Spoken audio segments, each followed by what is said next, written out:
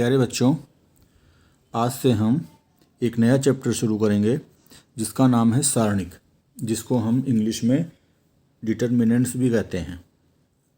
पिछले कई दिनों से हम आव्यूह के बारे में पढ़ रहे थे और आव्यूह में हमने वर्ग आव्यूह पढ़ा था।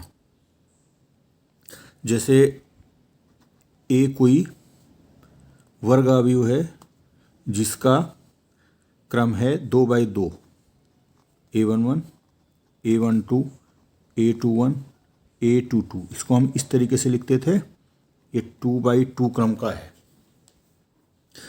तो इसके संगत अगर हमें सारणिक लिखना हो तो हम इसको इस तरीके से लिखेंगे, A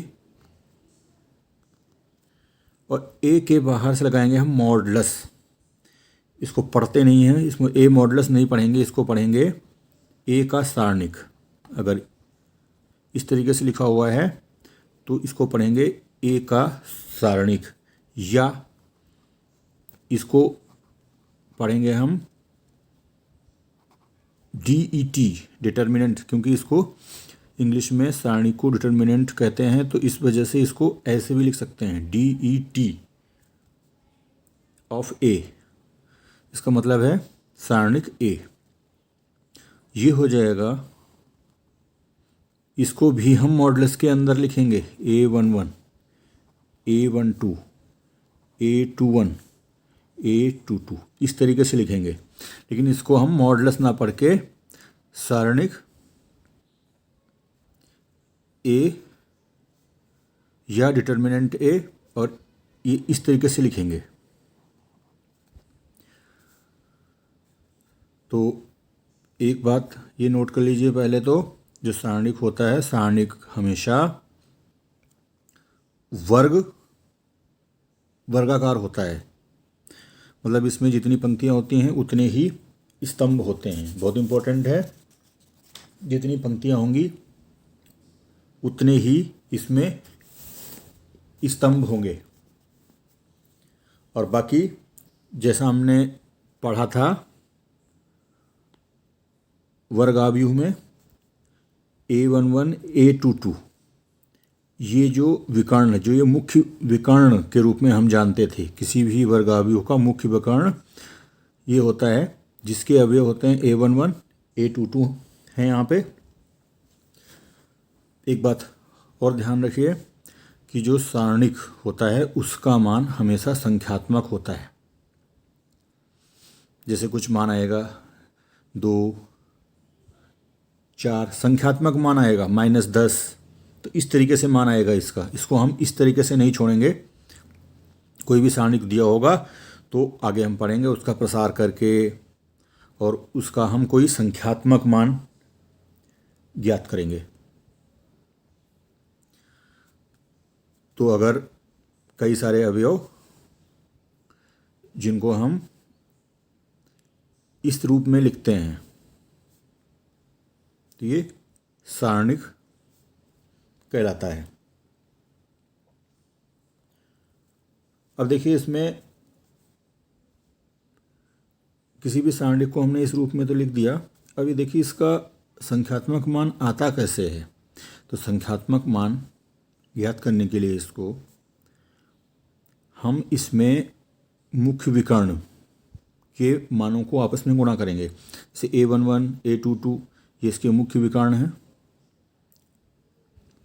गुणा करके क्या आएगा, A11 इंटू A22, और उसमें से जो दूसरा वाला विकर्ण है, ये दूसरा विकर्ण हो गया, और इसके जो अवयव हैं इनके अवयवों को आपस में गुणा करके घटा देंगे इसमें से, यानी ये मिल जाएगा A21 इंटू A12। इसको सीख लीजिए, बहुत इंपॉर्टेंट है। मुख्य विकर्ण के अवयवों को आपस में गुणा करके उसमें से जो दूसरा वाला विकर्ण है उसके अवयवों को गुणा करके घटा देंगे। तो जो भी ये मान आएगा ये इस सारणिक का मान है। अब जैसे ये तो 2/2 क्रम का सारणिक है, तो इसी तरीके से 3x3 क्रम के सारणिक पढ़ेंगे। अब परीक्षा की दृष्टि से ये बहुत ही इम्पोर्टेंट चैप्टर है आपका। इसमें अगर आप इस चैप्टर को अच्छे से पढ़ लेंगे तो बहुत अच्छे नंबर लाने में ये वाला चैप्टर भूमिका अदा कर सकता है। तो इसको अच्छे तरीके से पढ़िए, समझिए, प्रैक्टिस करिए। जैसा मैं पहले भी कह चुका हूँ आपसे, जितना प्रैक्टिस करेंगे उतना ही आपके लिए फ़ायदेमंद होगा। तो ये सारणिक के बारे में बता दिया मैंने आपको। सारणिक को लिखते कैसे हैं और पहचान क्या है सारणिक की, आव्यूह और सारणिक में क्या अंतर है, और उसका संख्यात्मक मान कैसे ज्ञात करते हैं अगर सारणिक 2x2 क्रम का है। अब देखिए, ये तो हो गया पहला टाइप, 2x2 क्रम। अब अगर तृतीय कोटि का सारणिक है, यह तृतीय कोटि के सारणिक का विस्तार, सारणिक का विस्तार, हम इसका विस्तार कैसे करते हैं। ये जो पढ़ा था ये था द्वितीय कोटि के, ये पहला था द्वितीय कोटि के सारणिक का विस्तार। ये आसान है। अब है तृतीय कोटि के सारणिक का विस्तार। ये हम कैसे करेंगे, ये देख लीजिए। जैसे मान लिया हमारे पास कोई सारणिक है A1, B1, C1, A2, B2, C2, A3, B3, C3, ये इसके अवयव हैं। तृतीय कोटि का है, बताया मैंने कि जो सारणिक होगा हमेशा वर्गाकार होगा, मतलब 2x2, 3x3, 4x4। तो ये 3x3 क्रम का, यानी कि 3 पंक्तियां हैं इसमें और 3 स्तंभ हैं। तो इसका विस्तार कैसे करेंगे, इसको समझ लीजिए। अब ये देखिए, सबसे पहले हमने ये जो है सारणिक के अवयवों को लिखा, 3x3 क्रम का है। अब विस्तार करने के लिए जब हम विस्तार करते हैं तो किसी भी पंक्ति या किसी भी स्तंभ के सापेक्ष कर लेते हैं। तो जनरली हम पहले वाले जो पंक्ति है, पहली वाली पंक्ति है, तो उसके सापेक्ष करते हैं। तो हम पहली वाली पंक्ति के सापेक्ष करेंगे। सबसे पहले पहली वाली पंक्ति में A1 आता है। देखिए, शुरुआत होती है A1 से, तो A1 लिखा हमने। और उसके बाद यहाँ पे ध्यान देना है आपको, ये देखिए कि A1 जिस पंक्ति और जिस स्तंभ में आता है उसको आप इग्नोर कर देंगे। इसको इग्नोर कर दिया। देखिए A1 इसमें, इस पंक्ति में आता है, इस स्तंभ में आता है, तो इसको हमने इग्नोर कर दिया। बचा क्या है, B2, C2, B3, C3। तो इसको लिख लेंगे हम, B2, C2, B3, C3। आ गया होगा समझ में। इसके बाद क्योंकि हम पहली पंक्ति के सापेक्ष कर रहे हैं, अब हम जाएंगे B1 पे। B1 पे जाने से पहले हम माइनस लगा लेंगे। ये ध्यान रखना है कि यहाँ इसका साइन निगेटिव आएगा। A1 का साइन तो पॉजिटिव आया था, इसका साइन निगेटिव आएगा। इसमें भी वैसे ही करेंगे। क्या बताया था मैंने, जिस पंक्ति और जिस स्तंभ में है उसको इग्नोर कर देंगे। जैसे इस पंक्ति में है और इस स्तंभ में है, तो क्या बचता है, A2, C2, A3, C3। ये लिख लेंगे हम, A2, C2, A3, C3।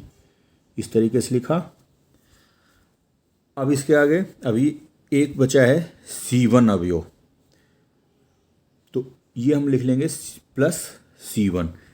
जैसे मैंने बताया कि इसमें सिर्फ B1 का साइन नेगेटिव आएगा, बाकी A1 का और C1 का, C1 से पहले जो पॉजिटिव साइन आएगा। अब देखिए इसको लिखना है हमें, जैसा पहले बताया उसी तरीके से C1 जिस पंक्ति और जिस स्तंभ में है उसको हम इग्नोर कर ढक लेंगे उसको इस तरीके से। ये बचता है A2 B2 A3 B3, A2 B2 A3 B3। अब इसको हल करेंगे अगर, तो देखिए क्या होता है, आएगा A1 तो जैसा है वैसे ही आएगा, और ये 2x2 क्रम का एक सारणिक है। और 2x2 क्रम के सारणिक को हल करना अभी बताया था मैंने, तो उसी तरीके से हल करिए। B2 C3 minus B3 C2 minus B1 A2 C3 minus A3 C2 plus C1 A2 B3 minus A3 B2।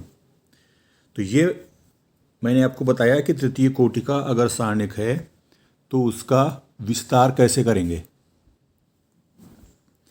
तो इस विस्तार को मेरे साथ जैसे जैसा मैं कर रहा हूँ वैसे ही आपको भी अपनी कॉपी पे करना है, और इससे संबंधित एक प्रश्न ले लीजिए और उस प्रश्न को भी इसी तरीके से हल करना है।